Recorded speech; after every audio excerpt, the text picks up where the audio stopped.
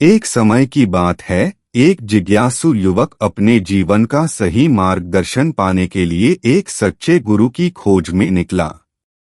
वह कई वर्षों तक अलग अलग आश्रमों और सन्यासियों के पास गया, लेकिन उसे कहीं भी मन की शांति नहीं मिली।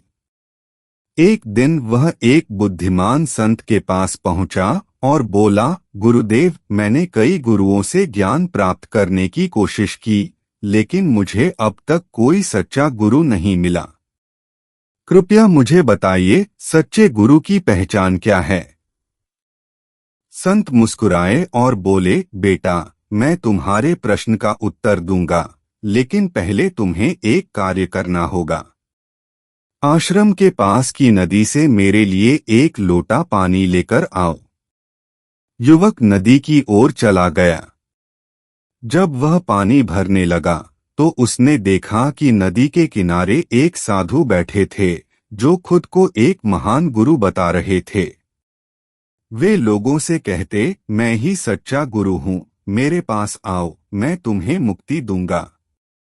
युवक थोड़ी देर खड़ा रहा, फिर पानी भरकर संत के पास लौट आया और उनसे पूछा, गुरुदेव, वह साधु भी खुद को गुरु कह रहे थे, लेकिन मुझे कैसे पता चले कि वे सच्चे गुरु हैं या आप? संत मुस्कुराए और बोले, बेटा, सच्चा गुरु कभी यह नहीं कहता कि मैं सच्चा गुरु हूँ। वह शिष्य को अपनी ओर आकर्षित नहीं करता, बल्कि उसे स्वयं की आत्मा की ओर मोड़ता है। युवक चकित हो गया।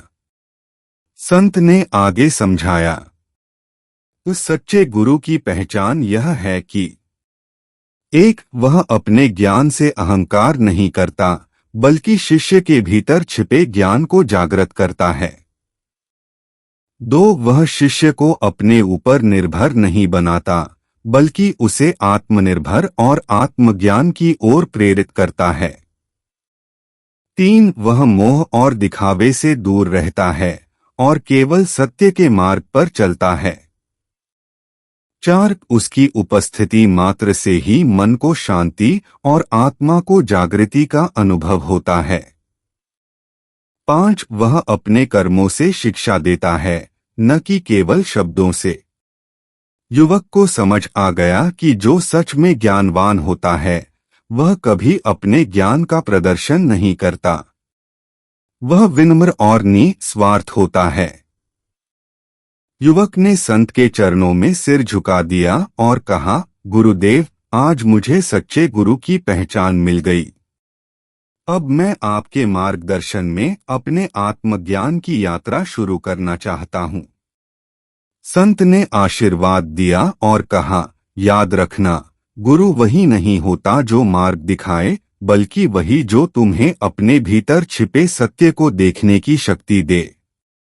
युवक की खोज पूरी हो चुकी थी।